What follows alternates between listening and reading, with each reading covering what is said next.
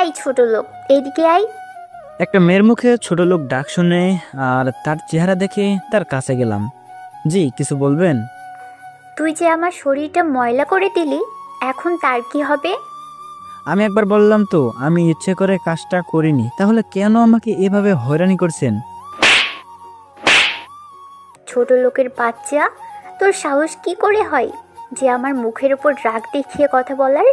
আমি মেয়েটার থাপ্পড় খেয়ে মাটির দিকে তাকিয়ে রইলাম আর চোখ দিয়ে পানি ফেলতে লাগলাম।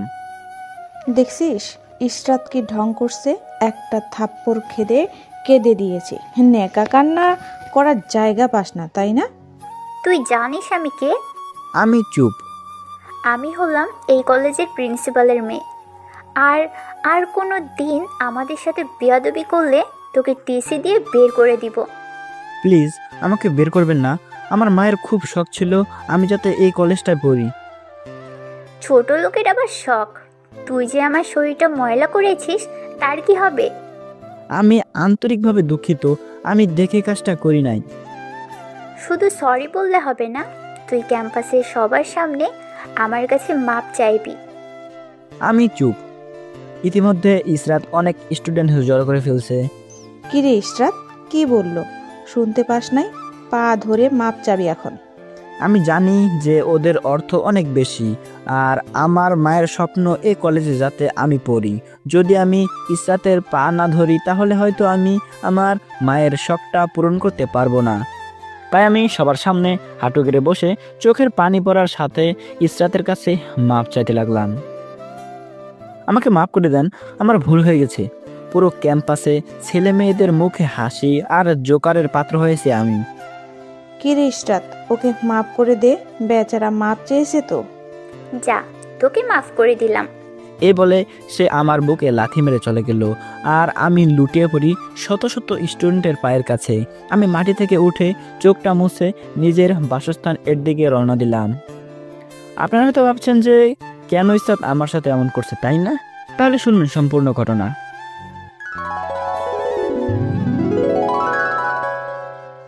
আজ কলেজের নতুন, আমি আমার প্রথম ক্লাস করব আজকে। একটা কাগজে কলেজের নিয়মকানুন আর এর বৈশিষ্ট্য লেখা ছিল। আমি সেগুলো পড়তে পড়তে গেট দিয়ে ঢুকতে যাব, ঠিক তখনই আমি কিছু একটার সাথে ধাক্কা খেয়ে পড়ে যাই। তাকে দেখি একটা মেয়ে, উনি হলো ইসরাত। ওনার সাথে ধাক্কা খেয়েছি। সরি, আসলে আমি দেখতে পাই নাই। সরি মানে? ধাক্কা দিয়ে আবার সরি বলছিস কাকে? আমি চুপ। ছোট লোক একটা, আমি তোকে পরে দেখাবো আমি কি জিনিস। এখন কাজ আছে, দেখে বেঁচে গেলি তুই। এই বলে ইসরাত হন হন করে চলে গেল। ইসরাত এর থাপ্পড়ে আমি কোনো কষ্ট পাই নাই, কারণ আমি আসলেই ছোট লোক। আমার গায়ের ড্রেস ছিল ময়লা, তাই ও বুঝেছে যে আমি গরিব, যাকে সমাজ ছোট লোক নামে আখ্যায়িত করেছে। এই হলো ইসরাতের সাথে আমার ঘটনা। এইদিকে আমি চলে এলাম বস্তিতে, কারণ আমার বাবা মা নেই, থাকে একটা বস্তিতে। আমার নাম ইমন। জন্মের কয়েক মাস পর বাবা মা মারা যায়। আবার যখন আমি ইন্টারে পড়ি তখন আমার মা মারা যায়, হয়ে যায় আমি এতিম। নানা কষ্ট এর সাথে যুদ্ধ করে আমাকে বেঁচে থাকতে হয়। বস্তিতে ঢুকতেই রহমত চাচার সাথে দেখা হলো। আসসালামু আলাইকুম চাচা, কেমন আছেন? এই তো ভালো আছি। তা তোমার আজকের ক্লাসটা কেমন লাগছিল? অনেক ভালো চাচা। আচ্ছা ঠিক আছে, তুই তোর ঘরে যা। এতক্ষণ যার সাথে কথা বললাম তিনি আমার সম্পর্কে রক্তর কেউ না, কিন্তু উনি রক্তর চেয়েও আপন। উনি আমাদের বস্তিতে থাকেন, রিক্সা চালান আর কোনো রকমের টেনে টুনে সংসার চালায়। আমি আমার ঘরে গিয়ে হাত মুখ ধুয়ে খাবার না খেয়ে বস্তি থেকে একটু দূরে আমার মায়ের কবরের সামনে গেলাম। মায়ের কবরের সামনে হাঁটু গেড়ে বসে অজরে কাঁদতে লাগলাম আর বলতে লাগলাম, মা, মাগো, কিভাবে স্বার্থপরের মতো আমাকে এতিম করে একা একা শুয়ে আছো? তোমার কি আমার কথা একেবারে মনে পড়ে না? আমি কি বেঁচে আছি নাকি মরে গেছি সেটা কি একেবারে জানতে ইচ্ছে হয় না? খুব শান্তিতে তুমি শুয়ে আছো, আমি যে কিভাবে বেঁচে আছি সেটা একমাত্র আমিই জানি। মা, তোমার শখ ছিল না আমি একটা নামি দামি কলেজে পড়বো? জানো মা, তোমার সেই শখটা পূরণ করতে পেরেছি। আমি একটা ভালো কলেজে পড়ার সুযোগ পেয়েছি, আমি তোমার শখটা পূরণ করছি। একবার এসে দেখে যাও মা, প্লিজ। একবার আমাকে দোয়া করো মা, আমি যাতে সকল বাধা উপেক্ষা করার মতো আল্লাহ আমাকে ক্ষমতা দেয়। জানো মা, আজ আমার পাতিলে কোনো খাবার নেই। তুমি চলে যাবার পর কবে পেট পুরে খেতে পেরেছি সেটা আমার মনে নেই। থাক, তবুও দোয়া করো আমাকে যেন আমি খুব ভালো হতে পারি। এইগুলা বলছি আর কেঁদে যাচ্ছি। এমন সময় পিছন থেকে কেউ আমার কাঁধে হাত রাখলো। আমি পিছনে তাকিয়ে দেখি রহমত চাচা, আর ওনার চোখে পানি। চাচা, আপনি এইখানে? মায়ের কথা বুঝি খুব মনে পড়তেছে? আমি কোনো কথা না বলে চাচাকে জড়িয়ে ধরলাম আর কাঁদতে লাগলাম। আমি আল্লাহর কাছে কি এমন অন্যায় করেছিলাম যে তিনি আমাকে এত বড় শাস্তি দিলেন? থাক বাবা, যা হয় আল্লাহর ইচ্ছেতে হয়। আমি আছি না, বস্তির সবাই তো তোর বাবা মা। আমার কপালে বাবা মায়ের আদর জোটেনি, তাই তোমরাই আমার সব। এগুলা বলছি আর চাচাকে জোরে ধরে কান্না করতে লাগলাম। চাচাও কান্না করতে লাগলো। এই গাধা, চোখের পানি মুছে ফেল। আজকে মনে হয় কিছুই খাস নাই। না, খেয়েছি তো। তোর চোখ বলে দিচ্ছে তুই এখনো কিছু খাস নাই। আমি চুপ। চল আমাদের সাথে, আজকে খাবি। না না চাচা, আজকে না। না, তোকে আজকেই যেতে হবে। চাচা আমাকে জোর করে তার ঘরে নিয়ে গেল, আর সবাই মিলে খাবার খাচ্ছে, আর তা থেকে আমাকে কিছু খেতে দিল। আমিও বেশি না খেয়ে পেট ভরার কথা বলে চলে আসলাম। ঘরে এসে কিছুক্ষণ পড়তে লাগলাম। কিছুক্ষণ পর বস্তির এক লোক খবর দিল যে একটা কাজ করে দিতে হবে, তার বিনিময়ে কিছু পয়সা হবে। আমি আর দেরি না করে কাজের জন্য ছুটে গেলাম। সেখানে গিয়ে ভারী ভারী মালামাল উপরে তুলতে লাগলাম। কাজ করতে করতে রাত হয়ে গেছে। কাজ শেষ করার পর তারা 500 টাকা দিল। টাকাটা পেয়ে এত খুশি হলাম যে মনে হয় আকাশের চাঁদটা হাতে নেমে এসেছে। বস্তিতে এসে ঘরে ঢুকে ফ্রেশ হয়ে খাবার খেতে লাগলাম। খাবারগুলো কিনে আনলাম টাকা দিয়ে। খাওয়ার পর বই নিয়ে পড়তে বসলাম। পড়তে পড়তে গভীর রাত হয়ে গেছে, তাই পড়া শেষ করে দ্রুত ঘুমিয়ে গেলাম। পরের দিন কোনো মতে একটা জামা পরে কলেজের উদ্দেশ্যে রওনা দিলাম। গেট দিয়ে ঢোকার সময় পিছন থেকে একটা ছেলে ডাক দিল। আমি তাকিয়ে দেখি একটা ছেলে আমার দিকে আসছে। আপনি কি আমাকে ডাকছেন? তোমাকেই ডাকছি। বলুন, কি বলবেন আপনি? চলো ওইদিকে গিয়ে বসি, তারপর না হয় বলা যাবে। ওকে, তাহলে চলুন। আমি আর ছেলেটা এক জায়গায় গিয়ে বসলাম। আচ্ছা, কাল দেখলাম নুসরাত আপনাকে নানাভাবে অপমান করছে, কিন্তু কেন? আমি যে গরিব, আমি যে ছোট লোক, তাই করেছে। গরিব হয়েছে তো কি হয়েছে, তুমিও তো মানুষ। আচ্ছা, তোমার পরিবার সম্পর্কে কিছু বলবে আমাকে? কিন্তু আমি তো আপনাকে চিনি না। আমি তোমার সাথে এক ক্লাসে ক্লাস করি, হয়তো তুমি খেয়াল করো না। হয়তো। বলবা তোমার পরিবার সম্পর্কে? আমার পরিবার বলতে শুধু একটা বস্তি আছে, আর কিছুই নেই। মানে? শুনতে চান আমার জীবনের সুখগুলো? চাই। তাহলে শুনুন। ছেলেটিকে সব বলে দিলাম। ছেলেটি আমার কথা শুনে তার চোখ দিয়ে পানি পড়তে লাগলো। কি হলো, আপনার চোখে পানি কেন? না, এমনি। তুমি এত কষ্ট করে পড়াশোনা করো কিভাবে? সবই আমার নিয়তি। তো আজ থেকে আমি তোমার, তুমি কি আমাকে ফ্রেন্ড বানাবে? আপনি আমার মতো ছোট লোকের সাথে ফ্রেন্ডশিপ করলে আপনাকেও অনেক অপমানিত হতে হবে। কেউ আমাকে কিছু বলবে না। তুমি রাজি কিনা ফ্রেন্ড হতে? ওকে, তা তোমার নাম পরিচয় তো কিছু জানি না। আমার নাম তানভীর, আর আমার বাবা একজন ব্যবসায়ী। ও, আজকে থেকে আমাদের ফ্রেন্ডশিপের মাঝে তুই শুধু থাকবে, তুমি আর আপনি মুছে যাবে। ওকে। চল এখন ক্লাসে যাই। চলো। আমি আর তানবীর ক্লাসের দিকে হাঁটা ধরলাম। দূর থেকে গতকালের মতো ইসরাত আবার ডাকছে। দোষ, তুই আজকে যাস না, ওরা তোকে অপমানিত করবে। আমি গেলে আমাকে আবার অপমান করবে, আর না গেলে আমার বাবা মাকে করবে। আর আমি চাই না আমার জন্য আবার বাবা মাকে অপমান করুক কেউ। প্লিজ, তবুও যাস না। তুই ক্লাসে যা, আমি দেখি ওরা কি বলে। এই বলে আমি ওদের সামনে গেলাম। আমাকে ডাকছেন নিচের দিকে তাকিয়ে। তোকেই ডেকেছি। এতক্ষণ লাগলো কেন আসতে? সরি, বুঝতে পারি নাই। হয়েছে হয়েছে, আর বলতে হবে না। আমি চুপ। তোকে ডেকেছি একটা কাজ করার জন্য। কি কাজ করব? ওই যে আইসক্রিমওয়ালাকে দেখতে পাচ্ছিস, ওখান থেকে আমাদের জন্য কয়েকটা আইসক্রিম নিয়ে আয়। ওকে। এই নে টাকা। আমি টাকাটা হাতে নিয়ে ওদের জন্য কয়েকটা নিয়ে আসলাম। এই নেন আপনাদের আইসক্রিম। সবাইকে হাতে হাতে দে। আমি কথা না বলে চুপচাপ তাদের দিতে লাগলাম। ইসরাতের এক বান্ধবীকে দেওয়ার সময় ইসরাত তার হাত দিয়ে হালকা ধাক্কা দিয়েছিল, যার কারণে আমার হাত থেকে আইসক্রিমটা পড়ে যায় আর তার বান্ধবীর জামায় লেগে যায়। কানা নাকি তুই? আমি তো ইচ্ছে করে ফেলি নাই। তাহলে কি আমি ফেলেছি এগুলো? এখন আমার জামাটা নষ্ট করে দিলি তুই। সত্যি বলছি, আমি ইচ্ছে করে দেই নাই। আপনার বান্ধবী ইসরাতের হাতে ধাক্কা খেয়ে এগুলো পড়ে যায়। কি? তোর এত বড় সাহস আমার নামে মিথ্যা বলিস? এই বলে ইসরাত আমাকে 2টা থাপ্পড় দিল। ওদের থাপ্পড় খেয়ে সাথে সাথে চোখ অন্ধকার হয়ে যাবে মনে হচ্ছে, তবুও আমি চুপচাপ গালে হাত দিয়ে দাঁড়িয়ে আছি। কোথায় থেকে যে পাগলগুলো আসে পড়ার জন্য বুঝতে পারছি না। এখন আমার কি হবে? এই, তুই তো শার্ট খোল। শার্ট খুলবো কেন? এত প্রশ্ন করিস কেন? খুলতে বলেছি তাই খুলবি, এত কথা শুনতে পারবো না। ইসরাতের থাপ্পড় খেয়ে মনে হচ্ছে ঠোঁট ফেটে গেছে, কারণ অনেক জ্বলছে আর ব্যথা করছিল ঠোঁট দুটি। আমি আমার শার্ট খুললাম। গতকালকের মতো আজকেও সবার ওই হাসির পাত্র আমি হলাম। সবাই আমার দিকে তাকিয়ে তাকিয়ে হাসছে। আমি শার্ট খুলে দাঁড়িয়ে আছি। কি রে, দাঁড়িয়ে আছিস কেন? ও জামাটা পরিষ্কার করে দে। না না, আমি পরিষ্কার করতে পারবো।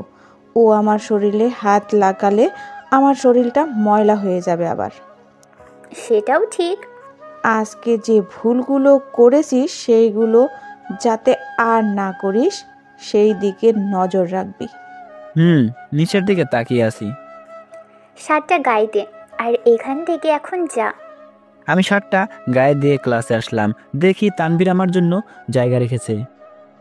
কিরে, আমাকে রেখে চলে এলি যে? কি করব দাঁড়িয়ে দাঁড়িয়ে? তোর অপমানগুলো দেখব। কেন? সবাই দেখতে পারে, তুইও দেখবি। কে? তোর গালে এগুলো কিসের দাগ? আর তোর ঠোঁটটা কাটলো কিভাবে? তার নাই বা প্রকাশ করলাম। আচ্ছা বাদ দে ওইসব কথা। একটু পর ইসরাত আর তার ফ্রেন্ডরা আসলো। আমি আর তানভীর চুপচাপ রইলাম। এই, তোরে জানিস ছোট লোকেদের নাকি শখ থাকে? ইসরাত এইসব আমাকে শুনিয়ে শুনিয়ে বলতে লাগলো, আর তাদের ফ্রেন্ডরাও তার উত্তর দিতে লাগলো। কেন, তারা ছোট লোক হলেই কি হয়েছে? তাদের শখ থাকতেই পারে।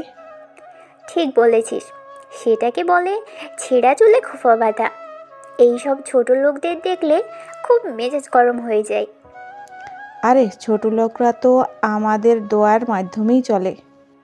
ঠিক বলেছিস, আমরা যদি ওদের দয়া না করি তাহলে ওরা যে না খেয়ে মরবে। ইসরাত আর ওর ফ্রেন্ডদের কথা শুনে মেজাজ খুব খারাপ হতে লাগলো। তবুও মেজাজটা ঠান্ডায় পরিণত করলাম। একটা কথারও প্রতিবাদ করলাম না, কারণ প্রতিবাদ করার মতো ক্ষমতা আমার নেই। তাই মুখ গুজে সব সহ্য করতে লাগলাম। একটু পর স্যার ক্লাসে এসে ক্লাস করাতে লাগলো। এইভাবে সবগুলো ক্লাস শেষ করে আমি আর তানভীর বাড়িতে ফিরছি। দোষ, এই টাকাগুলো তোর কাছে রাখ। তোর টাকা আমি নিতে যাব কেন? এত প্রশ্ন করিস কেন? তোকে নিতে বলছি তাই নিবি? গরিব বলে দয়া করছিস তাই তো? একটা থাপ্পড় দিব এই কথা বললে? তোকে ফ্রেন্ড হিসাবে দিলাম। কিন্তু আমি তো নিতে পারবো না। না, তোকে নিতেই হবে। আর যদি আজকে টাকা না নিস তাহলে আমাদের ফ্রেন্ডশিপ এখানেই শেষ। কিন্তু দোস্ত। আর কোনো কিন্তু নেই। এখন টাকাটা নে, আমাকে এবার বাড়ি যেতে হবে। আমি তানভীরের কাছ থেকে টাকাটা নিলাম। আচ্ছা আমি যাই, কাল আবার দেখা হবে। Okay bye. তানভীর চলে গেল। আমি একটা হোটেল থেকে কিছু ভালো মন্দ খাবার কিনে আনলাম। অনেকদিন যাবৎ ভালো মন্দ খাই না, তাই আজকে শখ করে আনলাম। ঘরে এসে ফ্রেশ হয়ে রহমত চাচাকে ডাক দিলাম। কি রে, ডাক দিলি কেন? চাচা চলো, আজকে তুমি আমার সাথে খাবে। তুই খাবার পেলি কই?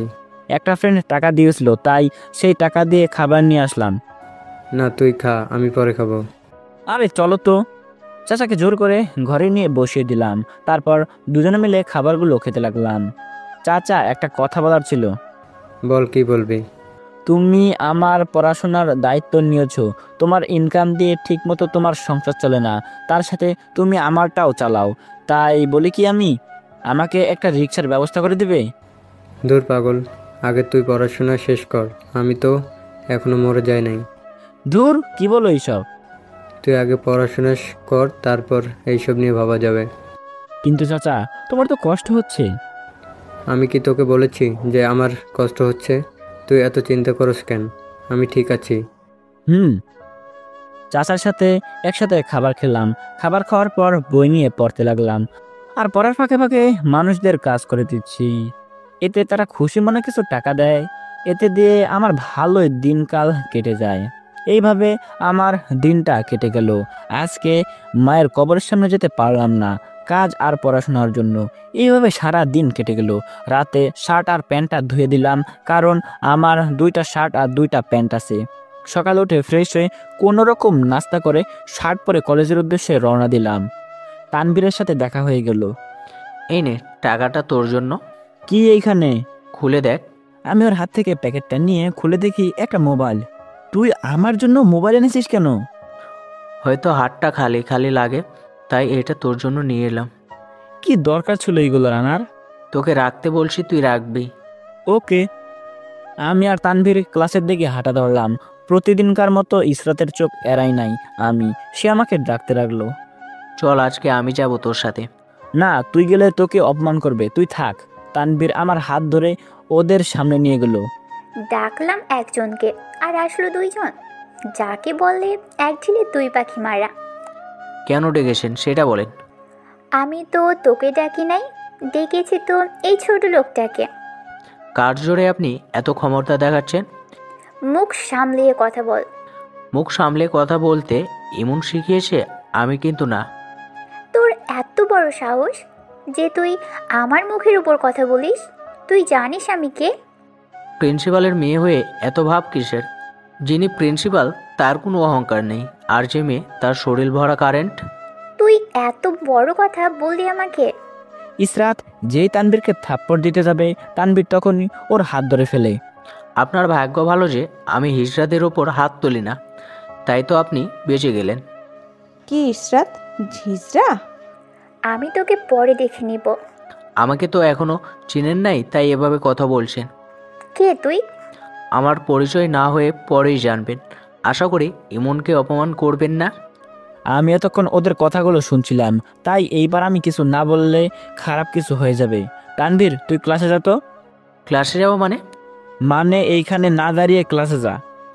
তুই চল আমার সাথে। আসছি, তুই যা। কিন্তু কোনো কিন্তু না, তোকে যেতে বলছি, তাই তুই যা। তানভীর আর কিছু না বলে চলে গেল। দেখুন, আমি তানভীর হয়ে আপনার কাছে মাপ চাচ্ছি। ও হয়তো রাগের বশে কিছু বলে ফেলছে, আপনারা কিছু মনে করবেন না। সব তোর জন্য হয়েছে। তোকে আজকে আমি বের করে দেব কলেজ থেকে। প্লিজ আমাকে বের করবেন না, আমি আপনার দাস হয়ে থাকবো, তবু আমাকে বের করবেন না। ইসরাতের পা ধরে কথাগুলো বললাম। ইসরাত আমাকে উঠিয়ে। তোর সাহস কি করে হয় আমাকে টাচ করার? আমি চুপ। আজকে যে আমি কি করব সেটা আমি নিজেও জানি না। প্লিজ মাফ করে দিন। যা এখান থেকে, ছোট লোক একটা। আমাকে আর কিছু বলতে না দিয়ে ইসরাত চলে গেল। আমি আর তানভীর ক্লাসে এসে ক্লাস করতে লাগলাম। ক্লাসে সবাই আছে কিন্তু ইসরাত নেই। এই ব্যাপারটা খেয়াল করেও তানভীরকে কিছু বললাম না। কিছুক্ষণ পর প্রিন্সিপাল স্যার এর পিএস ক্লাসে আসলো। তোমাদের এইখানে তানভীরকে? পিএ এর কথা শুনে তানভীর উঠে দাঁড়ালো আর বলল, আমার নাম তানভীর, কি হয়েছে? প্রিন্সিপাল স্যার আপনাকে ডাকছে। ওকে চলুন। পিএ এর সাথে তানভীর প্রিন্সিপাল স্যারের রুমে হাঁটা ধরলো। এদিকে ক্লাসের ছেলেমেয়েরা বলাবলি করছে যে যাদের একবার প্রিন্সিপাল স্যার ডাকে তাকে নাকি একেবারের জন্য বহিষ্কার করে দেওয়া হয়। এই কথাগুলো শুনে আমার প্রাণ যেন বের হয়ে যাচ্ছে। তানভীরের জন্য খুব খারাপ লাগছে। আজ আমার জন্য বেচারার এই অবস্থা। অন্যদিকে স্যার আসবো? এসো। তানভীর প্রিন্সিপালের রুমে ঢুকে দেখে ইসরাত এক কোণে দাঁড়িয়ে আছে। তানভীরের বুঝতে কষ্ট হলো না যে এইগুলো ইসরাতের চক্রান্ত। বাবা, এই ছেলেটা আমার সাথে খুব বাজে ব্যবহার করেছিল আর আমাকে টিজ করেছিল।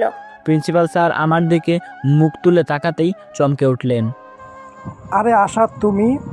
আপনি তো আমাকে ডেকে পাঠিয়েছেন। ইশরাত বলল যে তুমি নাকি ওকে টিস করছো। স্যার, আমি আপনার সব প্রশ্নের উত্তর পরে দেব। আগে আপনাকে কয়েকটা প্রশ্ন করব, যদি অনুমতি দেন। ওকে, করতে পারো। স্যার, আপনার মেয়ে ইশরাত যতগুলো ছেলের নামে বিচার দিয়েছিল সবার নামে টিচ করার অপরাধ উল্লেখ করা, তাই না? হ্যাঁ, তাই তো। স্যার, আপনি চোখ থাকতেই অন্ধ হয়ে গেলেন। মানে কি বলতে চাইছো তুমি? স্যার, আমি বলতে চাই যে আপনি এই কলেজের প্রিন্সিপাল, আর এই যে পড়ার স্বপ্ন নিয়ে এখানে ছেলেই আসে, সবার আর্থিক অবস্থা এক থাকে না। কেউ খুব বড় লোক থাকে, আবার কেউ খুব অহংকারী বেয়াদব থাকে, আবার কেউ খুব গরিব থাকে যাদের আপনার মেয়ে নাম দিয়েছে ছোট লোক। যখন এরা পড়াশোনার জন্য আসে তখনই আপনার মেয়ে তাদের ফলো করে আর তাদের ব্যাকগ্রাউন্ড নিয়ে আজে বাজে মন্তব্য করে আর তাদের সাথে বাজে ব্যবহার করে। যদি তারা প্রতিবাদ করে তাহলে বলে কলেজ থেকে নাকি বের করে দিবে। কিরে ইশরাত, আসাদ যা বলছে সেগুলো কি সত্য? আসাদকে এইখানে? ও হচ্ছে এই কলেজের প্রতিষ্ঠাতাদের মধ্যে একজন প্রতিষ্ঠাতার ছেলে। ইসরাত চুপ। ওকে আসাদ, জানি না ইশরাত তোমার নামে কি মন্তব্য করেছে, তুমি এখন ক্লাসে যাও, ব্যাপারটা আমি দেখছি। যদি আপনার মেয়ে আরেকবার কারোর সাথে খারাপ ব্যবহার করে আশা করি আপনার মনটাকে শক্ত করে টিসি এর ব্যাপারটা সাইন করে দিবেন। এই বলে তানভীর চলে এলো, আর এইদিকে ক্লাসে আমার টেনশনে পাগল হয়ে যাওয়ার মতো অবস্থা। হঠাৎ তানভীর স্যারের কাছ থেকে অনুমতি নিয়ে ক্লাসে ঢুকলো। সবাই বলাবলি করছে যে হয়তো বহিষ্কার করে দিয়েছে। অবাক করে দিয়ে তানভীর আমার পাশে বসে হাসতে লাগলো। কি রে, কি হয়েছে? সব পরে বলছি, আগে ক্লাসটা শেষ করে নেই। ওকে। ক্লাস শেষ করে আমি আর তানভীর বাইরে গেলাম। এবার বল কি হয়েছে। তাহলে শোন। তানভীর আমার কাছে সব প্রকাশ করলো। ভাইরে, তোর সাহসকে আমি স্যালুট জানাই। কি হয়েছে, তুই এখানে বাড়িতে যা। ক্লাসগুলো আর করবি না? না, আজকে আর সেগুলো করব না। তাহলে তুই যা, আমার ক্লাসগুলো করার দরকার আছে। তানভীর আমাকে বিদায় দিয়ে চলে গেল। আমি ক্লাসে ঢুকলাম, তখন দেখি ইসরাত ক্লাসে তার ফ্রেন্ডদের সাথে হাসি মুখে কথা বলছে। আমি সেদিকে না দাঁড়িয়ে চুপচাপ আমার আসন নিয়ে চলে আসলাম। ইসরাত আগের মতো আমাকে নিয়ে ঠাট্টা করতে লাগলো আর হাসি মজা করতে লাগলো। কোনো রকম ক্লাসগুলো শেষ করে আমি বস্তির দিকে রওনা দিলাম। ক্যাম্পাস থেকে বের হওয়ার সময় দেখলাম ইসরাত আমার দিকে আসছে। আমি দেখেও না দেখার ভান করে আছি, চুপচাপ হাঁটতে লাগলাম। হঠাৎ সে আমার গায়ের সাথে ইচ্ছে করে ধাক্কা খায় আর নিজেই মাটিতে পড়ে যায়। ইসরাত মাটি থেকে উঠতেই, তোর সাহস কিভাবে হলো যে তুই আমাকে আবার ধাক্কা দিয়েছিস? আমি তো ইচ্ছে করে ধাক্কা দেই নাই, আমি তো দেখলাম আপনি ইচ্ছে করে ধাক্কা দিয়ে পড়ে গেলেন। তুই নিজে ধাক্কা দিয়ে এখন আমার নাম দিচ্ছিস? ইসরাতের থাপ্পড় খেয়ে কাটা জায়গা দিয়ে আবার রক্ত পড়তে লাগলো, তবু আমি চুপচাপ দাঁড়িয়ে আছি। একবার তোকে শিক্ষা দিয়েছিলাম, তোর সেটা মনে নাই? আমি চুপ। এমন সময় ইসরাতের ফ্রেন্ডরা ওর কাছে আসলো। কি হয়েছে ইশরাত এইখানে?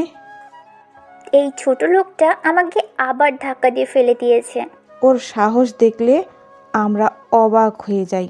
ওকে আগেও একবার করেছিল, উচিত শিক্ষা দিয়েছিলাম, এখন আবার করেছে।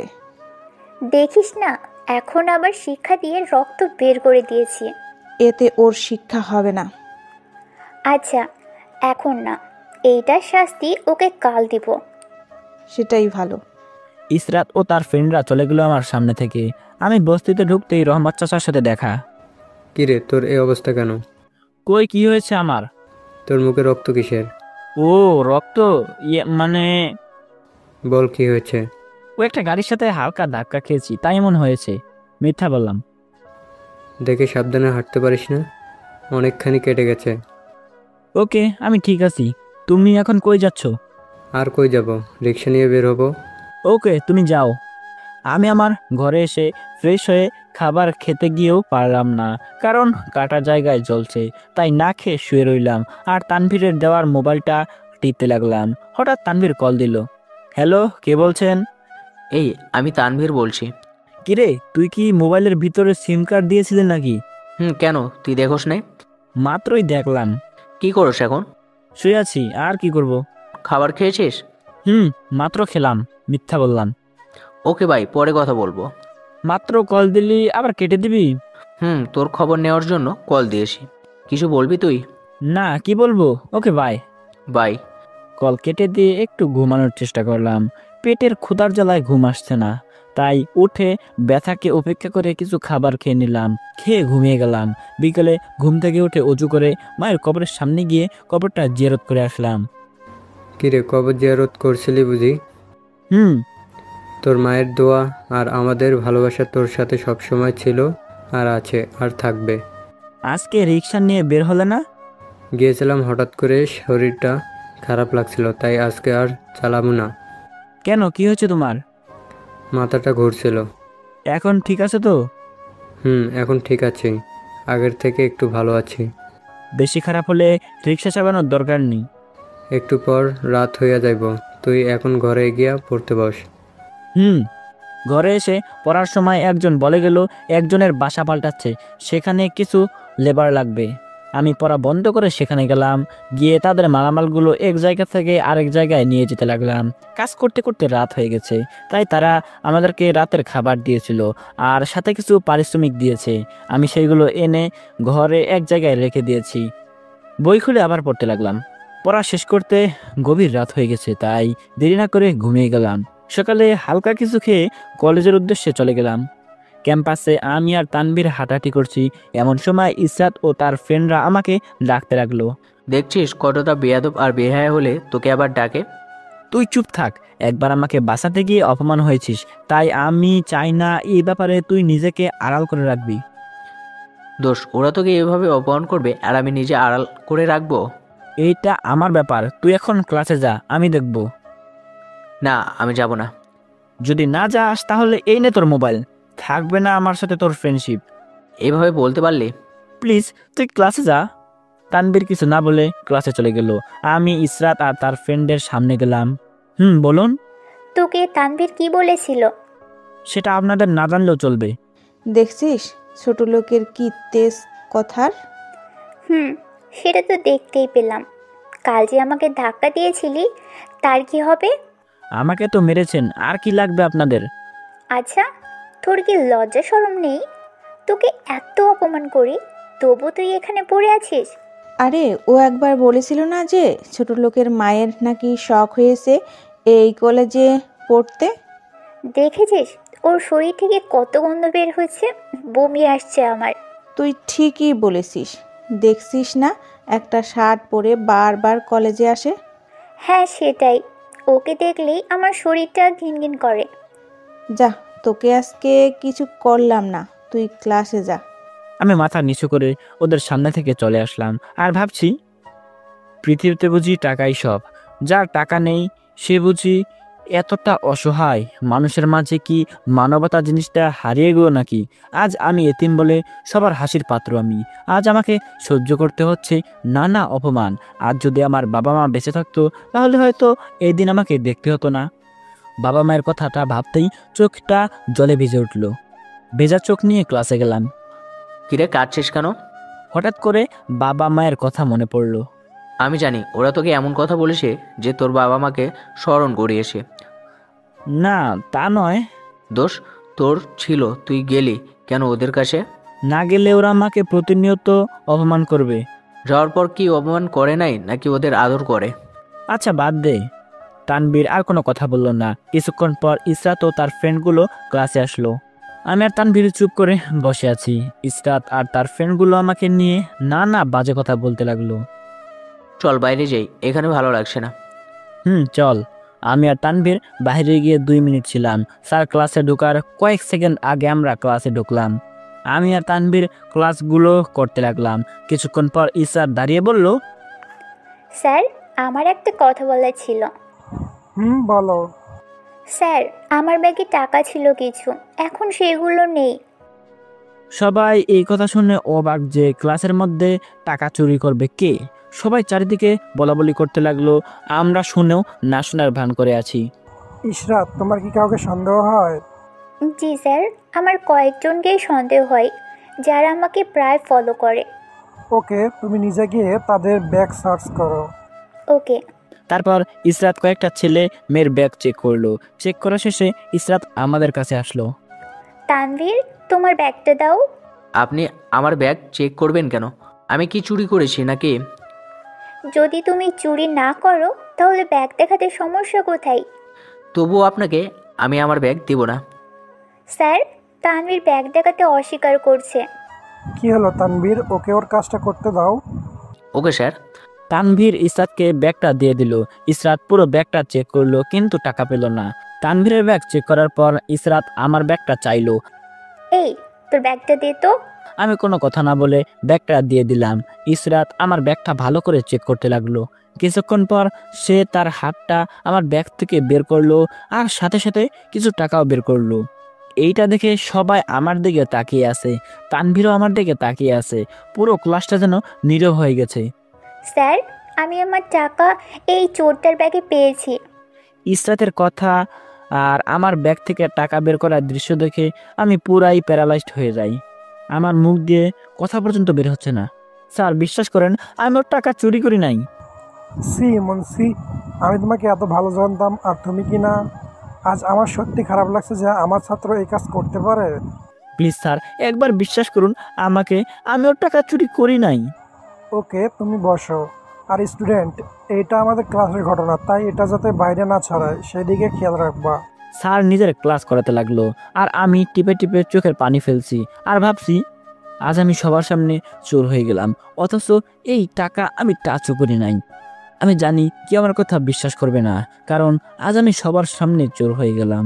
এগুলো ভাবছি আর চোখের পানি ফেলছি। এখন অনেকে আমাকে নিয়ে নানান কথা বলছে। স্যার ক্লাস নিয়ে চলে গেল আর আমি আমার ব্যাগটা নিয়ে বাইরে চলে আসলাম। আসার সময় ইসরাত ও তার ফ্রেন্ডরা চোর চোর বলে বেড়াচ্ছিল।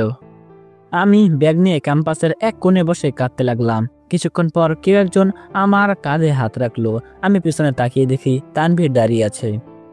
আমি ওকে কিছু না বলে চুপচাপ বসে রইলাম। আমি জানি তুই চুরি করিস নাই, ওই বেয়াদবটা তোকে ফাঁসিয়ে দিয়েছে।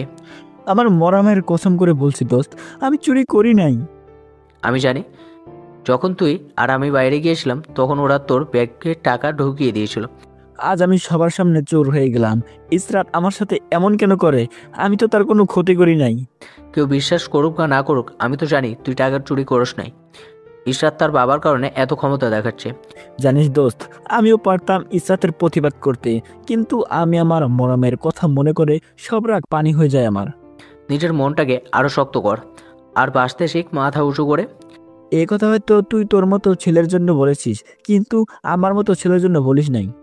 এটা সবার জন্য বলছি।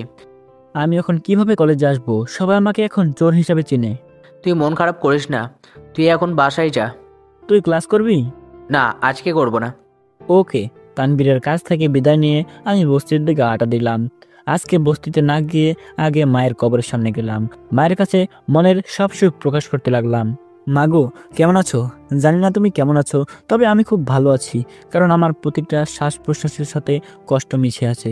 যখন তুমি ছিলে তখন তুমি আমাকে একটা ফুলের টোকাও লাগতে দাও নাই। আজ আমার থাকার কথা রাজপ্রাসাদে, আর আমি থাকছি একটা ময়লার বস্তিতে। জানো মা, তুমি মারা যাওয়ার পর তোমার বাবা মা আর ভাইরা আমার থেকে সব সম্পত্তি কেড়ে নিয়ে আমাকে রাস্তায় বের করে দিয়েছিল। এতে আমার কোনো কষ্ট নেই, কারণ আল্লাহ আমাকে মাথা লুকাবার মতো জায়গা দিয়েছে। আজ অভাবের কারণে আমি চোর হয়েছি, যেটা ছিল আমার নামে মিথ্যা অপবাদ। মাগো, তুমি তো কখনোই আমাকে চুরি করতে শেখাও নাই, তাহলে আজকে কেন আমি সবার সামনে চোর হলাম? কেন সবাই আমাকে নিয়ে হাসতে লাগলো? তুমি আমাকে কেন একা রেখে গিয়েছো? থাক, আর কিছু বলবো না।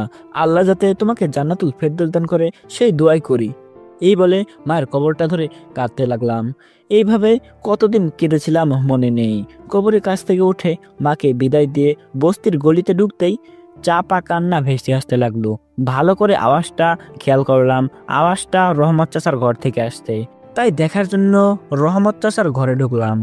দেখি চাচা বিছানায় মুমূর্ষু হয়ে শুয়ে আছে, আর চাচি আর তার ছেলেমেয়েরা কাঁদছে। এইটা দেখে আমি দ্রুত চাচার কাছে গেলাম। চাচার অবস্থা দেখে আমার আরও চোখ দিয়ে পানি পড়তে লাগলো। চাচার কি হয়েছে? চাচিকে জিজ্ঞাসা করলাম। আমি চাচার শরীরটা ধরে চমকে উঠলাম। চাচার শরীরটা জ্বরে পুড়ে যাচ্ছিল। চাচাকে একটা হাসপাতালে নিতে হবে। আমি রিক্সা নিয়ে আসছি, আপনি চাচাকে একটু টেনে তুলেন। আমি ব্যাগটা রেখে রিক্সা নিয়ে আসলাম আর চাচাকে রিক্সায় বসিয়ে একটা ছোট হাসপাতালে নিয়ে গেলাম। এখানকার ডাক্তাররা তাদের ট্রিটমেন্ট চালিয়ে যাচ্ছে। চাচাকে একটা ইঞ্জেকশন দিয়ে রেখেছে। আমি চাচাকে চাচার পাশে বসিয়ে দিলাম। দুপুরে তো মনে হয় কিছুই খান নাই। তোমাদের মুখ দেখে তো বোঝা যাচ্ছে না যে তোমরা খেয়েছো। চাচি চুপ, আপনারা চাচার কাছে থাকেন, আমি আসছি। আমি বাইরে গিয়ে ওদের জন্য খাবার কিনে আনলাম। চাচি, আপনি আর অপু মিলে খাবারটা খেয়ে নিন, আমি পেট পুরে বাইরে থেকে খেয়ে এসেছি। মিথ্যা বললাম। আর এই নাম্বারটা রাখেন, এইটা আমার নাম্বার, কিছু দরকার হলে ফোন করে বলবেন। আমি বাইরে একটা নিরিবিলি জায়গায় আসলাম আর ভাবতে লাগলাম আজ সারা দিন পেটে কিছু পড়ে নাই। চাচার মেডিসিন আর খাবারের পিছনে সব টাকা খরচ হয়ে গেল। এখন কি করব? মাথায় কিছু ঢুকছে না। কোথায় থেকে টাকা জোগাড় করব কিছুই বুঝতে পারছি না। আচ্ছা, চাচার রিক্সাটা চালালে তো কিছু টাকা জোগাড় হবে। তাই 7-5 কিছু না ভেবে চাচার রিক্সাটা নিয়ে বেরিয়ে পড়লাম। সারাদিন রিক্সা চালালাম, রাতে বাহিরে অল্প কিছু খেয়ে ওদের জন্য কিছু খাবার নিলাম। চাচার কেবিনে গিয়ে দেখি চাচার জ্ঞান এসেছে। চাচা, আপনার এখন কেমন লাগছে? ভালো লাগছে, কিন্তু তুই কোথায় গিয়েছিলি? গিয়েছিলাম একটু বাহিরে। আমার জন্য এত কষ্ট কেন করতে গেলি? কি পাগলের মতো বলছো? আমি আবার কিসের কষ্ট করলাম? তুই আজ সারাদিনে খাবার খেয়েছিস? মাত্র খেলাম, আর আপনাদের জন্য নিয়ে আসলাম। তুই টাকা পেলি কোথায় থেকে? ইয়ে মানে, বল কোথায় পেলি? তোমার রিক্সা চালিয়েছিলাম সারাদিন। তুই রিক্সা চালিয়ে আমার জন্য এইসব করছিস? এই বলে চাচা কেঁদে দেয়, সাথে চাচিও কাঁদতে থাকে। বাচ্চাদের মতো কাঁদছেন কেন? কান্না থামান। দেখেছো এই ছেলে আমার জন্য কি কি করেছে? এখন বেশি কথা না বলে চুপচাপ খেয়ে নিন, আমাকে আবার বস্তিতে ফিরতে হবে। ওকে, তুই গিয়ে পড়তে বস। কোনো সমস্যা হলে আমাকে জানাবেন। আচ্ছা, জানাবো। তারপর আমি চলে এলাম বস্তিতে। হাসপাতাল থেকে বস্তিতে চলে এলাম, আর কিছু টাকা চাচির হাতে দিয়ে আসলাম। বলা তো যায় না কখন দরকার হয়ে পড়ে।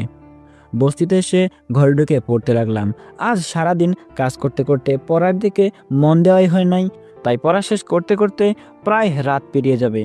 পড়া থেকে উঠে আর ঘুমালাম না, হালকা রেস্ট নিলাম। সকালে উঠে না খেয়ে চলে গেলাম কলেজে। কেন জানি না আজ কলেজে যেতে মন টানছে না, কারণ আমি যে সবার কাছে চোর হয়ে গেলাম। লজ্জার কারণে ক্যাম্পাসে আড্ডা দিলাম না। আমি আর তানবীর চলে আসলাম ক্লাসে। কেউ আমার দিকে তেমন ভাবে তাকাচ্ছে না, বা কেউ আমাকে নিয়ে কোনো মন্তব্য করলো না। আমি ক্লাসে এসে তানবীরের সাথে কথা বলতে লাগলাম। এমন সময় ইসরাত তার বান্ধবীদের নিয়ে ক্লাসে ঢুকলো। আমি আর তানবীর কথা চালিয়ে গেলাম। দেখেছিস, চোর চুরি করে আবার কলেজে আসে। সেটাই তো দেখতে পারছি, চোরের লজ্জা শরম নেই। ঠিক বলেছিস, আমি হলে কবেই কলেজ ছেড়ে চলে যেতাম। আর চোর চুরি করেও কলেজে আসে। ওদের কথায় এত কষ্ট লাগলো যে চোখে অবাধ্য পানি আর নিয়ন্ত্রণে থাকলো না, টপ টপ করে বেরিয়ে পড়তে লাগলো। আমার কাছে মনে হচ্ছে এইগুলো পানি পড়ছে না, বরং আমার বুকের ভিতরে লুকিয়ে থাকা কষ্টগুলো পানিতে পরিণত হয়ে বের হচ্ছে। শুনেছি ছোট লোকেরা নাকি পরিশ্রম করে খায়, তাহলে আবার চুরি শিখলো কবে থেকে? যখন তারা কোনো কাজ পায় না, তখন কিভাবে চুরি করবে আবার কিভাবে ছিনতাই করবে সেটা নিয়ে ভাবতে থাকে। যা বলেছিস। ওদের কথাগুলো আমার কাছে বিষাক্ত সূচের মতো লাগছে, যেটা আমার কলিজাটাকে ভেদ করে চলছে। যদি ওদের মতো ছোট লোকের এতই টাকার প্রয়োজন হয়, তাহলে আমাদের কাছে আসতে পারে, আমরা তাদের ভিক্ষা দিয়ে দিব। হ্যাঁ, তাও যেন তারা চুরি না করে। আমি আর সহ্য করতে না পেরে ক্লাস থেকে বেরিয়ে গেলাম। বেরিয়ে ওয়াশরুমে গিয়ে চোখে পানি দিতে লাগলাম। কিরে, চোখের জল লুকানোর চেষ্টা করছিস? তাছাড়া আর উপায় কই বল? দোষ, একদিন তুই দেখবি ইশরাত তার সব ভুল বুঝতে পারবে, আর সেদিন সে মাপ চাইবে তোর কাছে। দরকার নাই আমার কাছে মাপ চাওয়ার, শুধু আমাকে অপমান করা ছেড়ে দিলে হবে। আমার আর কিছুই লাগবে না। যেদিন হয়তো আর বেশি দূরে নয়, তুই একটু অপেক্ষা কর। এখন ক্লাসে চল, ক্লাসে যাই। চল। আমি আর তানবীর ক্লাসে গেলাম। আমরা ক্লাসে ঢোকার 1 মিনিট পর স্যার ক্লাসে আসলো। স্যার ক্লাসটা করাতে লাগলো, আমিও মন দিয়ে ক্লাসটা করলাম। ক্লাস শেষ হতেই আমি ব্যাগ নিয়ে বাইরে আসার সময়, কিরে, কই যাস? আজকে আর ক্লাস করব না, বাড়িতে কাজ আছে অনেক। যাওয়াটা কি খুব দরকারি নাকি? খুব। ওকে, তাহলে যা। ওকে ভাই। আমি ক্লাস না করে চলে আসলাম ঘরে। ব্যাগটা রেখে চাচার রিক্সা নিয়ে বের হলাম। সারাদিন রিক্সা চালালাম, সকালেও কিছু খাই নাই, আবার দুপুরেও কিছু না খেয়ে রিক্সা চালালাম। যে টাকাগুলো ইনকাম করেছি আজকে, সেইগুলো দিয়ে কিছু খাবার আমি চাচি আর চাচাদের জন্য নিয়ে গেলাম, আর আমিও হালকা কিছু খেলাম। তবুও পেটে খিদা ছুঁচু করছে। আমি হাসপাতালে চাচার কেবিনে যেতেই, কিরে তুই এসেছিস? এই নেন, খাবারগুলো খেয়ে নেন, আর মেডিসিন ঠিকমতো খাবেন। তুই থাকলে আমার অসুখ এমনিতেই ভালো হয়ে যাবে। তা বললে তো হবে না। আর চাচি এই নেন, কাল যদি চাচাকে বাড়ি নিয়ে যেতে পারি তাহলে টাকাগুলো লাগবে। আমার কাছে রাখার কি দরকার, তোর কাছেই থাক বরং। এ বলে আমি চাচির হাতে কিছু টাকা দিলাম। না না, আমার কাছে থাকলে খরচ হয়ে যাবে, তার চেয়ে ভালো আপনি রাখেন। চাচি আর কথা না বলে টাকাটা রেখে দিল। তোর বুঝি খুব কষ্ট হচ্ছে, তাই না? না, আমার কোনো কষ্ট হচ্ছে না। আপনাদের দোয়া থাকলে আমার কোনো কষ্ট হবে না। আমাদের দোয়া তোর সাথে সারা জীবন আছে বাবা। তোকে দোয়া করি আল্লাহ যাতে তোকে অনেক বড় করে। আচ্ছা চাচা, আমি যাই, কাল আবার আসবো। ওকে, তুই যা এখন। সময় মতো মেডিসিনগুলো খেয়ে নেবেন কিন্তু। আচ্ছা। আমি আর না দাঁড়িয়ে বস্তিতে চলে গেলাম। ঘরে ঢুকে শার্টটা ধুয়ে দিলাম, সাথে ফ্রেশ হয়ে বই নিয়ে পড়তে লাগলাম। সকালে উঠে কলেজে গেলাম না, কারণ আজকে চাচার রিলিজ দিবে, তাই ওইখানে আমার থাকা আবশ্যক। তাই আমি কলেজে না গিয়ে হাসপাতালে গেলাম। সেখানে ডাক্তারের সাথে চাচার ব্যাপারে কথা বলে চাচাকে রিকশায় বসিয়ে আমি বস্তিতে নিয়ে এলাম। তারপর চাচাকে ধরে ঘরে নিয়ে এলাম। চাচা, যা যা লাগবে আমাকে বলবেন, আমি যাই রিকশা নিয়ে আসি। তুই আজকে রিক্সা চালাস না, তোকে রিক্সায় মানায় না। না মানলেও যে মানতে হবে, কিছু করার নাই। কিন্তু বাবা, আপনি বেশি কথা বলেন। শরীর ভালো না তাই শুয়ে থাকেন, আমি আমার কাজ করে আসছি। চাচা আর কোনো কথা বলে নাই। আমি চাচাকে রেখে রিক্সা নিয়ে বেরিয়ে পড়লাম। দুপুরে কিছু খেয়ে নিলাম, খাওয়ার পর আবার রিক্সা চালাতে লাগলাম। রিক্সা চালিয়ে আসলাম রাতে। এসে দেখি চাচার ঘরে তানভীর বসে আছে। ওকে দেখে আমি খুব অবাক হয়েছি। কি রে, তুই এইখানে? তুই আজকে কলেজে গেলি না, তাই ভাবলাম তোর কোনো বিপদ হলো না তো। তোর ওপর তো আবার মোবাইল বন্ধ। তাই বলে তুই এই বস্তিতে আসবি? কেন আসতে পারবো না নাকি? না না, সেটা না। কোথায় তোরা আর কোথায় আমরা? তুই কিন্তু এখন মার খাবি। ওকে সরি। তা তুই আমার বাসা চিনলি কেমনে? সকলকে বস্তির নামে জিজ্ঞেস করেছিলাম, আর সবে দেখিয়ে দিল। বস্তিতে এসে ওনার কাছে তোর নাম জিজ্ঞেস করেছি, তখন উনি সব বলেছে। ওকে, চল তোর ঘরে যাই। 1 সেকেন্ড দাঁড়া। তারপর আমি চাচার হাতে কিছু টাকা দিয়ে দিলাম। এবার চল। তারপর আমি তানভীরকে নিয়ে গেলাম আমার ঘরে। জানি তোর আমার ঘরে থাকতে খুব কষ্ট হবে। কেন? আমার কাছে তো ভালোই লাগছে। থাক, আর বলতে হবে না। হঠাৎ করে তানভীর আমাকে জড়িয়ে ধরলো আর কেঁদে দিল। কিরে, তুই কাঁদছিস কেন? আর তোর কি হয়েছে? দোষ, তুই কষ্ট করে লেখাপড়া করিস তা জানা ছিল, কিন্তু এত কষ্ট করিস তা আমার জানা ছিল না। হয়েছে হয়েছে, এবার কান্না বন্ধ কর। তুই কিভাবে পড়াশোনা করিস, আবার রিক্সাও চালাস, আবার ওদের খেয়াল রাখিস?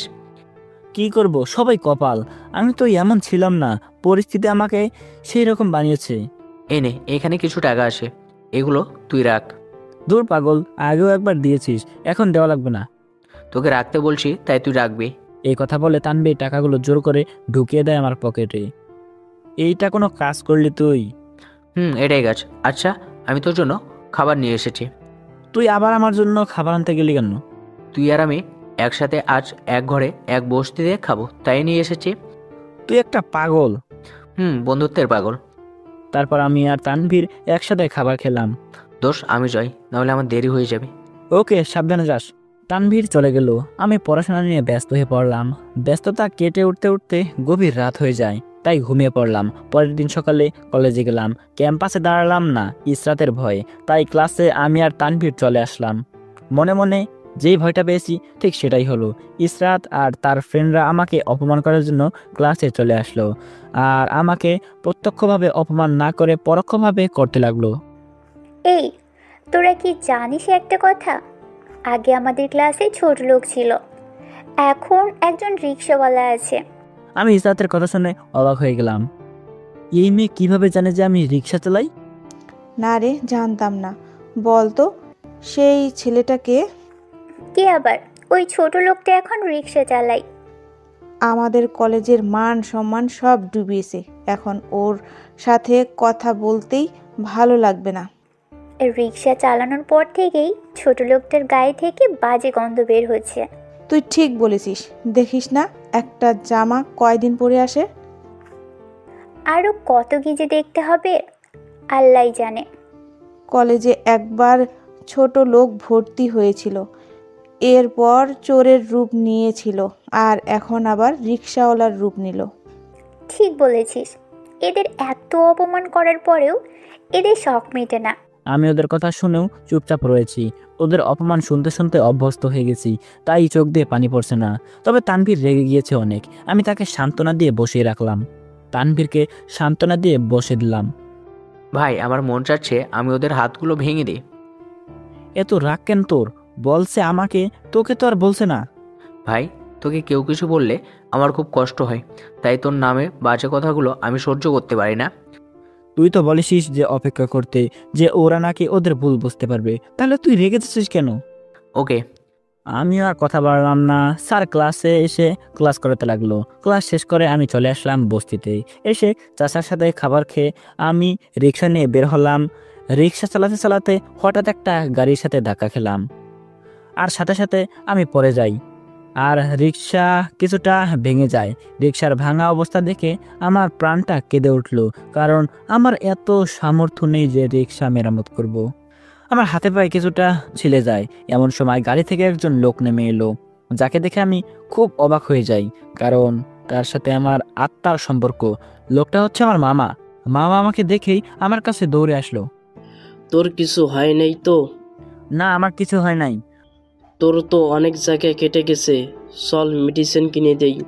না, আমার লাগবে না, আমি ঠিক আছি। আরে চল তো। তারপর মামা আমাকে একটা ফার্মেসিতে নিয়ে গেলেন, কিছু মেডিসিন কিনে দিল, আর আমার হাতটা ব্যান্ডেজ করিয়ে দিল। তোর সাথে আমাদের কিছু কথা ছিল। কিন্তু আমার কোনো কথা নেই তোমাদের সাথে। প্লিজ একবার আমার সাথে চল, প্লিজ। মামা এমনভাবে অনুরোধ করতে লাগলো যে আমি না গিয়ে আর পারলাম না। মামা আমাকে গাড়িতে বসে বাড়িতে নিয়ে গেল, যে বাড়িতে আগে আমি আমার মা বাবা থাকতাম, আজ সেই বাড়িতে মামার পরিবার থাকছে। মামা আজ হঠাৎ করেই সেই বাড়িতে নিয়ে গেল। বাড়িটাকে দেখে চোখটা ভিজে উঠল, তবুও মন কি শক্ত করে বাড়ির ভিতরে গেলাম। আমাকে দেখে নানি খুব খুশি হয়ে গেল। তিনি আমাকে জোরে ধরে কান্না করে দিলেন। আমি কিছুই বললাম না, কিন্তু মনের ভিতরে একটা খটকা রয়ে গেল। আজ হঠাৎ করে তারা কেন এইভাবে ভক্তি দেখাচ্ছে, মাথায় কিছু ঢুকছে না। তারা সবাই আমাকে একটা রুমে নিয়ে গেলেন, যেখানে একজন বয়স্ক লোক শুয়েছিলেন। আমি ভালো করে তাকিয়ে দেখি তিনি আর কেউ নয়, বরং আমার নানা। বাবা দেখো, ইমন এসেছে, এই পরিবারের বড় প্রদীপ জ্বলছে। নানাকে বলল। নানা আস্তে আস্তে আমার দিকে তাকালেন, আর হাত দিয়ে আমাকে কি জানি ইশারা করতে লাগলো। আমি তার কাছে গিয়ে তার বুকে মাথা রাখলাম। তিনি আমাকে নানান কথা বলল, সব কথা তার মুখে আটকে যাচ্ছে, তবুও অনেক কিছুই বলল। আমি পিজরফুলের আসামির ন্যায় দাঁড়িয়ে আছি, আর তাদের আচরণগুলো দেখতে লাগলাম। দেখলাম নানা আমাকে ধরে কেঁদে দিয়েছেন। তারপর তারা সবাই আমাকে নিয়ে একটা রুমে বসলো। দেখ ইমন, আমরা তোর সাথে অনেক খারাপ ব্যবহার করেছি, তোকেই তোর বাড়ি থেকে বের করে দিয়েছি, প্লিজ আমাদেরকে মাফ করে দে। না না, এইভাবে বলবেন না। আমি এখন একজন রিক্সা চালক, তাই এইসবের যোগ্য আমি না।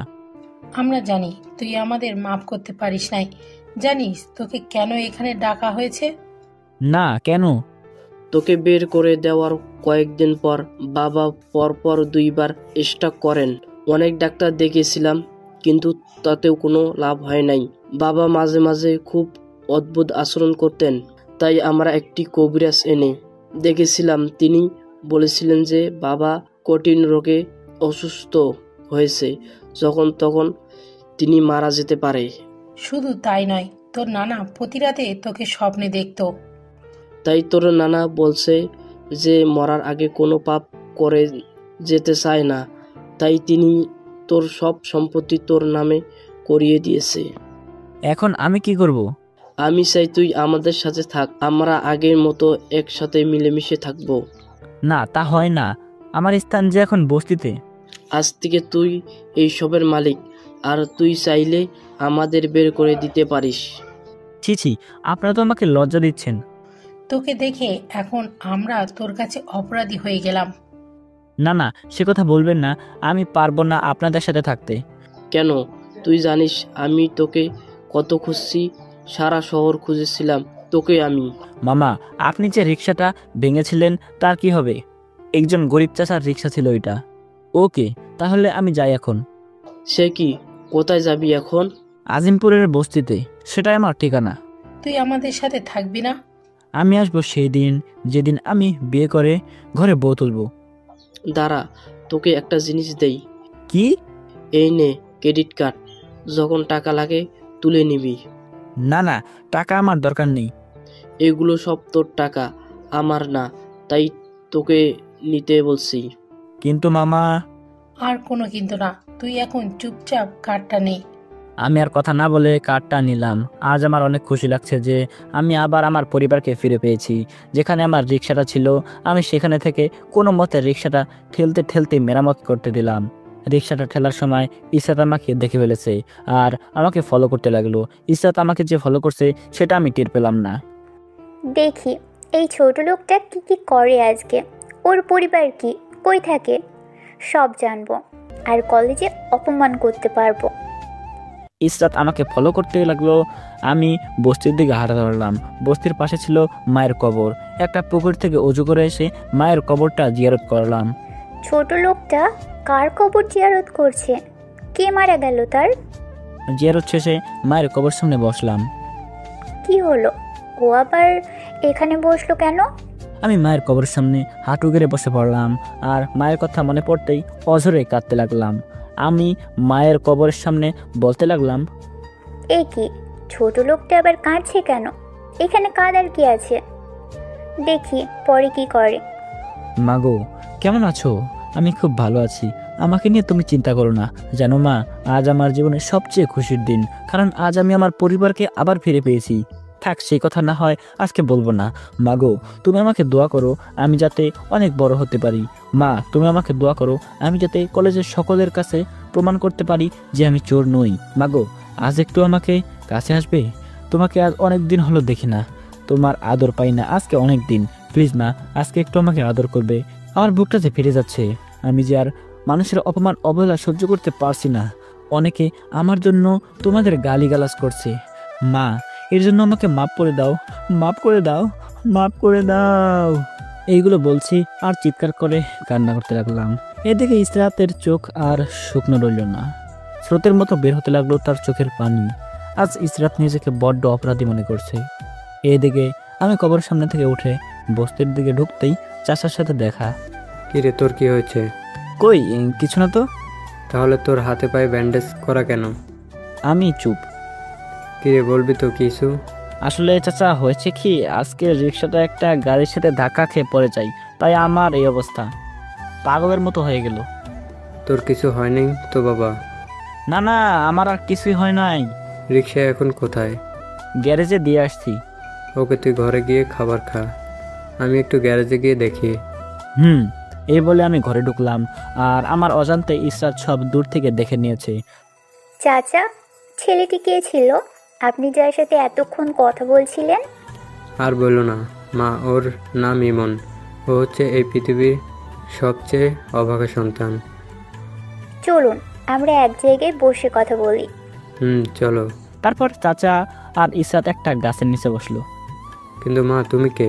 তোমাকে তো চিনলাম না। আপনি আমাকে চিনবেন না, আমি ইমনের সাথে পড়ি। ও, তা আমার কাছে কি জানতে চাও? ইমনের পরিবার কে, সে কি করে, এসব বলেন। ইমনের পরিবার বলতে এই বস্তিই তার পরিবার। মানে জন্মের কয়েক মাস পর ছেলেটার বাবা মারা যায়, তারপর কয়েকদিন আগে ওর মা মারা যায় একটা দুর্ঘটনায়। তাহলে ও কিভাবে নিজের পড়াশোনার খরচ চালায়? ওকে দেখে আমার খুব মায়া হয়েছিল, তাই আমি ওর দায়িত্ব নিয়েছি। এই বস্তির মানুষকে ওকে কিছু খেতে দিলেও ও খায় নাই, নাইলে না খেয়ে সারাদিন কেটে দেয়।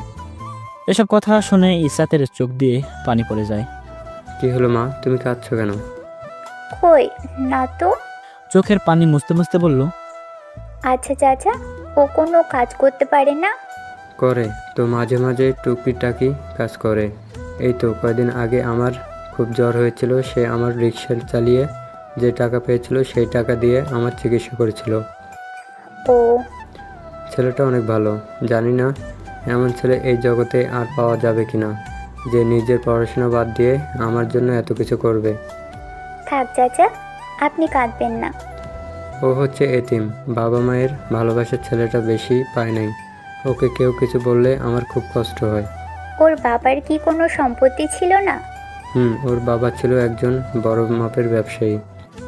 তাহলে ইমন বস্তিতে কেন থাকে?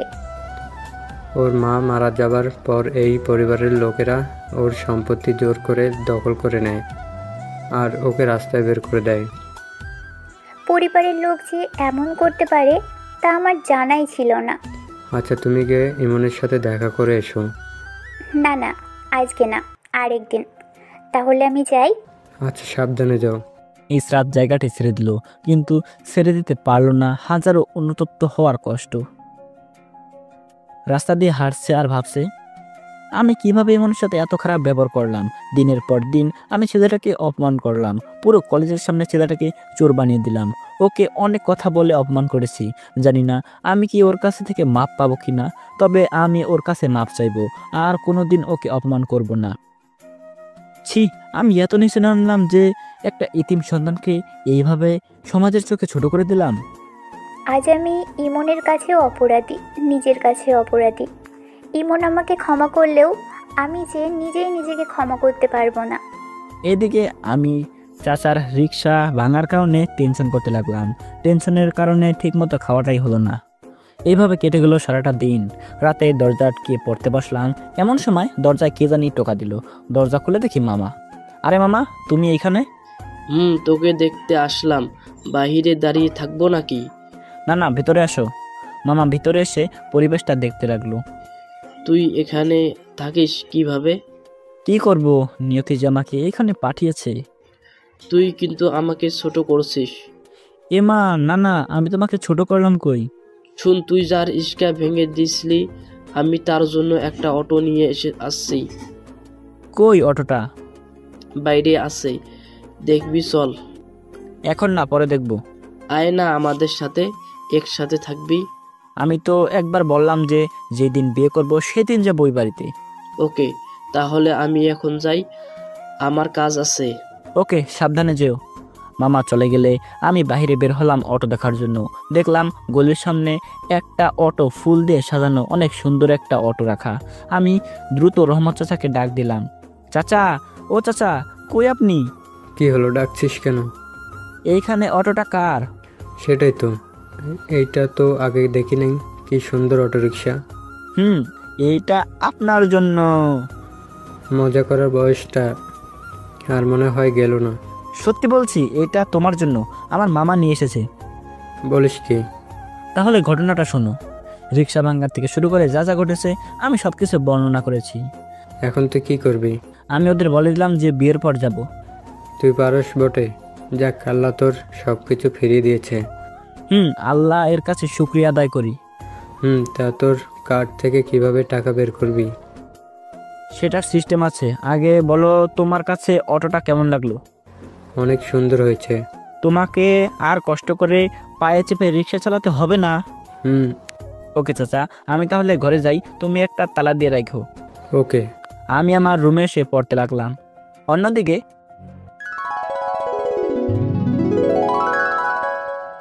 কিরে, খাচ্ছিস না কেন? কখন থেকে দেখছি তুই মন মরা হয়ে আছিস। মা, আজকে খেতে ভালো লাগছে না। সেটাই তো, বাইরের থেকে আসার পর দেখি মেয়েটাকে বিষণ্ণ লাগছে। না, সব ঠিক আছে, আজকে খাবো না, আজকে মনটা ভালো নেই। এই বলে ইসরাত তার ঘরে চলে গেল আর দরজা আটকে কান্না করে দিল। এই ভেবে যে সে একটা ইতিম ছেলের উপর এতদিন অত্যাচার করলো, অথচ ইমনের বাবা মা নেই, তার সাথে পরিবারও নেই। বেচারা ঠিকমতো 3 বেলা খাবার খেতে পারছে না। এইসব ভাবছে আর নিজের ভুলের জন্য কাঁদতে লাগলো। এইদিকে আমি পড়া শেষ করে চাচার সাথে দুমুঠো ডাল ভাত খেয়ে নিজের ঘরে চলে আসলাম। পরের দিন ক্যাম্পাসে তানবীরের সাথে হাঁটতে লাগলাম। দোস্ত, আমি আমার হারানো সবকিছু ফিরে পেয়েছি। মাকে ফিরে পেয়েছিস? সেটা পেলে তো এই দুনিয়াতে সবচেয়ে খুশি ব্যক্তি হতাম আমি। এখন বল, তুই কি কি ফিরে পেয়েছিস? তাহলে শোন কালকের কাহিনী। তানবীরকে আমি কাল কি কি ঘটেছিল সব বলে দিলাম। বাহ, এটা তো খুব খুশির খবর।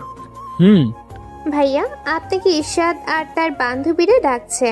হঠাৎ একটা মেয়ে এসে কথাটা বলে গেল। চল, আজকে আমি আবার যাব। বলেছিলাম না তুই এই ব্যাপারে কিছুই বলবি না? দেখ, এখন তোর সব হয়েছে, তাই ওরা তোকে অপমান করার যোগ্য না। আচ্ছা, আমি গিয়ে দেখি কি বলে। তুই আজ প্রতিবাদ করবি। দেখি। তানবীরের কাছ থেকে ইসরাতের দিকে হাঁটা ধরলাম। কাছে গিয়ে কিছুটা অন্যরকম খেয়াল করলাম। দেখলাম ইসরাতের মন হয়তো খারাপ। কিরে, কিছু বলছিস না কেন? ছোট লোকটা তো এসেছে তোর কাছে। ভেবেছিলাম থাপ্পড়টা আমার গালে পড়েছে, পরে দেখি না, আমার গালে মারেনি, ইসরাত তার বান্ধবীদের গালে মেরেছে। যেটা দেখে সবাই অবাক, সবচেয়ে বেশি অবাক হয়েছে তার বান্ধবী। কিরে, তুই আমাকে মারতে পারলি? হ্যাঁ পারলাম। তুই কোন সাহসে ওকে ছোট লোক বলেছিস? আমরা তো ওকে এই নামেই ডেকে এসেছি। আর এই নামে কেউ ডাকবি না। ইসরাতের বান্ধবী আর আমি রীতিমতো অবাক হয়ে দাঁড়িয়ে রইলাম। আজকে ইসরাতের হলো কি, নাকি এটাও তাদের নতুন কোনো চাল? ইসরাত হঠাৎ করে আমার দিকে মায়াবী দৃষ্টিতে তাকালো। আমি চোখটা নামিয়ে ফেলি। এই, তোরা ইমনের কাছে মাপ চা এখন। আগে যা করেছিস তার জন্য মাপ চাইবি। কি বলছিস তুই এসব? তোর কথা তো কিছুই বুঝতে পারছি না। থাপ্পড় কি খাবি, নাকি কলেজ থেকে বেরিয়ে যাবি, নাকি মাফ চাইবি? ইসরাতের বান্ধবীরা আমার কাছে মাপ চাইতে লাগলো। আমি ইসরাতের কাণ্ড দেখে হা হয়ে দাঁড়িয়ে রইলাম। ইমন, তুমি ওদের মাফ করে দাও। দিয়েছি। হঠাৎ ইসরাত আমার হাতটা ধরে আরেক জায়গায় নিয়ে গেল। ওর প্রতিটা কাজ আজ আমাকে অবাক করছে। ও আমাকে একটা নিরিবিলি জায়গায় আনলো। ইমন, আমি তোমার সাথে এতদিন অনেক খারাপ ব্যবহার করেছি, তোমাকে অপমান করেছি অনেক। সবার সামনে থাপ্পড় দিয়েছিলাম, পুরো কলেজে তোমাকে চোর বানিয়ে দিয়েছিলাম। প্লিজ তুমি আমাকে মাফ করে দাও। আমি ইসরাতের সাথে কথা বলে এতটাই অবাক হলাম যে আমার মুখ দিয়ে কথা বেরোচ্ছে না, নাকি আমি স্বপ্ন দেখতে লাগলাম। কি হলো, আমাকে কি মাফ করা যায় না? আজকে আপনার কি হয়েছে? আপনার শরীর ঠিক আছে তো? আমি ঠিক আছি। প্লিজ তুমি আমাকে মাফ করে দাও। না না, আপনি আমার কাছে মাপ চাচ্ছেন কেন? আমার কারো প্রতি কোনো রাগ নেই। তুমি রাগ করে এসব বলতেছো? তুমি আজ আমাকে মাফ না করলে আমি সারা জীবন নিজের কাছে অপরাধী হয়ে থাকবো। সত্যি আপনার উপর আমার রাগ অভিমান এখন চলে গেছে। এখন গেছে মানে? আপনি যে আপনার ভুল বুঝতে পেরেছেন এইটাতে অনেক বেশি, তার জন্য আমি অনেক খুশি। আমি তোমাকে আর কষ্ট দিব না। আমার হাত ধরে দিলেন তো নিজের শরীরটা নষ্ট করে। কিভাবে? একজন চোর, ছোট লোক আর রিক্সাওয়ালার হাত ধরে নিজের পবিত্র শরীরটাকে কেন অপবিত্র করলেন? প্লিজ এভাবে বলো না। আমি সত্যিই খুব অনুতপ্ত হয়েছি, নিজের ভুল বুঝতে পেরেছি। তুমি আমাকে মাফ করে দিও। বারবার মাপ চাইছেন কেন? আপনি এতদিন যা করেছেন সব তো ঠিক করেছেন, তাহলে মাপ চাওয়ার কি আছে? আমি মানুষ চিনতে ভুল করেছি, তাই তোমাকে এত কষ্ট আর এত অপমান করেছি। এবার তো বুঝতে পেরেছেন, তাহলে আমাকে আর বিরক্ত করবেন না। এ বলে আমি সেখান থেকে চলে আসলাম। পিছন থেকে ইসরাত অনেক ডেকেছে, আমি শুনেও না শোনার ভান করে চলে এসেছি। ক্লাসে এসে তানবীরের সাথে বসলাম। কিরে, আজকেও অপমান করলো নাকি? আমি চুপ। কিরে, কি হয়েছে বলবি তো? একটা জিনিস খুব ভাবাচ্ছে আমাকে। কি বল আমাকে। ইসরাতের এত পরিবর্তন কিভাবে আসলো? মানে সব কিছু খুলে বল। সব বলে দিলাম। তানবীর তো আমার কথা শুনে অবাক হয়ে আছে। কি বলছিস কি এসব? ইসরাত এগুলো বলেছে? এইগুলো বলছে। এখানে ওদের কোনো চাল আছে নাকি? মনে হয় না। কিভাবে বুঝলি? ইসরাতের চোখের দিকে তাকিয়ে বুঝলাম ওর চোখে এবার হয়তো কোনো মিথ্যার ছাপ নেই। ওকে, এসব নিয়ে পরে কথা বলবো, এখন ক্লাস করি। সেটাই। একটু পর ইসরাত ও তার ফ্রেন্ডরা আমার ক্লাসে ঢুকলো। আমাকে নিয়ে আর কোনো রসিকতা করলো না। আমি আমার মতো ক্লাসগুলো করতে লাগলাম। আমি আর তানবীর সবগুলো ক্লাস করলাম। ক্লাস করে আমি আর তানবীর ক্যাম্পাস দিয়ে হাঁটছি। হঠাৎ ইসরাত কোথা থেকে আসলো। তো বন্ধুরা, আপনারা দ্বিতীয় পর্বের জন্য অপেক্ষা করুন। আর গল্পটি কেমন লাগছে অবশ্যই নিচে কমেন্ট করে জানিয়ে দিন।